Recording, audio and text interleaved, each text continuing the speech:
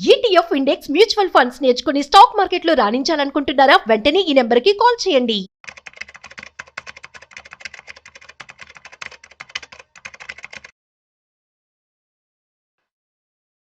Recently, I read an article in which it was said that after investing in SIP for 7 years continuously, the expected returns were not received. So what he is saying is that there are analysts and certified planners, so I listened to their words and invested. Instead, he is saying that if I had invested in a land, I would have made a lot of money. You can see this article that has also been published. So can we really say that those planners were deceived by their words and say that how can we actually take this? The complete information regarding this is with us today, certified financial planner Madhavi Reddy, so let's try to find out from their words. So hi hello namaste welcome to SumanTV I am your Rajiv Pasupu late so let's start hi mum namaste Andy. Mum recently so they are making an allegation on you in the sense of. Yes everyone yes so. How can we take this what? Yeah Andy means what they are saying we will give an example I will tell with calculations. So then what is it so many people are going away emotionally? So if we tell with calculations the allegation they really made now his allegation is that I put 13,000 every month. I put it for 7 years. My investment amount was 11 lakhs. So if you look after 7 years it became 16 lakhs. He got 5 lakhs. But if he did his CGR, it would have come at 7 to 8%. If I had invested 11 lakhs or more in land, it would not have doubled in 7 years, it would have tripled.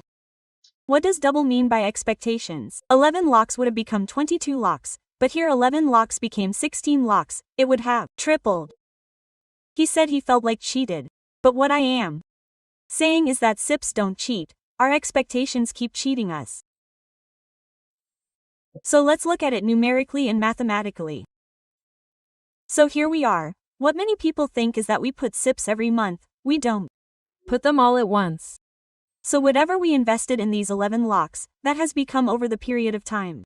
So it is wrong to say that these 11 lakhs became 16 lakhs and that is why I got 78%. If we look at this as returns, we should not use CAGR. Most of the apps show us CAGR, which shows how much you got, but for SIPs, we need to look at XIRR. Yes. Because you did not pay interest, did you keep putting it in every month? Where did you put it at once? Yes. So if you do this, the error will be 11%. So first, you should observe that taking CAGR and complaining that you got the same return is not wrong. If you put it in land and put 13,000 per month, will it work out? No. Who has land? Is that what we have? You should pay interest. If you put interest, you can think that these 11 lakhs will really double. But you have to bring 11 lakhs as a lump sum, that is, you have taken a loan somewhere, and you are taking a personal loan again, and you have to pay 12% on it, right? Yes, 12. Where is it? It is 15, 18. So you will get double here, that is, you will get 11% there, triple here, that is, you will get 17%. If you take this 12%, how much will you have left? There is 5% left. So where is the logic in that? You should observe that. Then what we are saying is that if you continue this 13,000 for another year, it would have become 28 lakhs. Okay. If you do the same for another 10 years, you would have almost become 28 lakhs because if you do the extra 3 years, that is, 7 years, you get 16 lakhs. If you continue a little more and keep it for 10 years, you will get 28 lakhs. If you keep it for 15 years, it would have become 1 crore. Ha! So you're right, you left right when compounding started. Yeah. So because of that you felt like cheated. You left in the correct 7th year so you are comparing with the 7th year so you don't feel like you have increased that much if there were not another 3 years then another 15 years i.e. 7 plus another 10 years or 15 years then you definitely could have made 1 crore. But the thing is that when it started running you left it and left this is one thing but what I am saying is another thing is that these lands which are there will become a law of mess i.e. how do you maintain it? It should not be encroached, you should not do anything to it so. Now what you mean by land it will come so many other things. Yes so like there will be registration costs there will be maintenance costs then after that you will get those legal disputes owner. After that, disputes are coming. The most important thing is that if you ever need it, you cannot sell it immediately. There is no liquidity. I only need 5 lakhs. I cannot take it. There is such a mess. What is it about SIPs that silently creates wealth? If you stay there for 15 years, will all this be a problem? You will not have legal disputes. You will not have registration costs. You will not have problems when selling and buying. There will be no maintenance costs. If you ever need 2 locks in an emergency, you can take it in 4 days. Yes, it's so easy. So you're missing all this, right? That's the peace of mind that we can't compare with land. Yes, there are so many Problems in land. Through SIP, you can silently create wealth, enjoy liquidity, and then you can use as much amount as you want, which can also be used for emergencies. And returns. I have already explained to you now. You are also getting very good returns, equivalent to what you are getting in real estate. If not, you are looking at CAGR. In SIPs, you should look at AIR.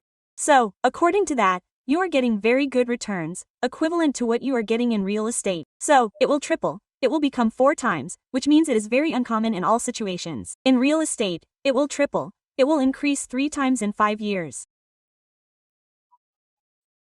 It doesn't happen, but double it will happen, but double means like there you got 10-11%, here also you got 11% IRR, so in terms of returns also it is not in terms of liquidity also we will be fine, but what is the point is if you want to land here you have to pay a premium. Or else you have to go for a loan. So, without all this problem we are conveniently investing every month, so it is not cheated. So SIPs don't cheat us.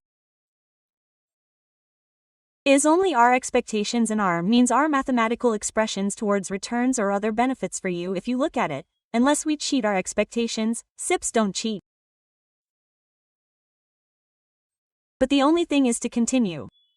Continuously and patiently doing it in all market conditions is one thing we need to get used to. They are exiting correctly in the 7th year, the 8th year. But if you have waited at least 5 years from there, you will miss the magic. So you feel like cheated, so once you continue like that you feel very comfortable with SIPs and you also have to select proper schemes.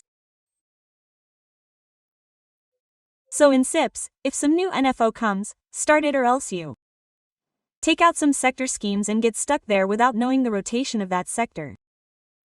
Some people go to ETFs and think about 40 to 50 types in. Maintain various schemes and do not continue even one.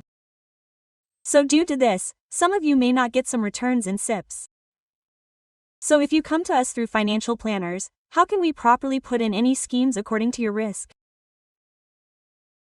How can we do it so that you get better returns in your portfolio in any market situation? If you only make returns and keep doing it, the risk will be higher. Yes. So apart from the returns, if we manage it in such a way that we get 12 to 15% properly in any situation, it will definitely beat real estate. It is. Superb, thank you so much. So guys, I understand. So if you invest wisely, you will see good returns. But what happened here is that you cannot buy land at once with SIP. So you may think that the logic is missing there. Mom, I explained it very well.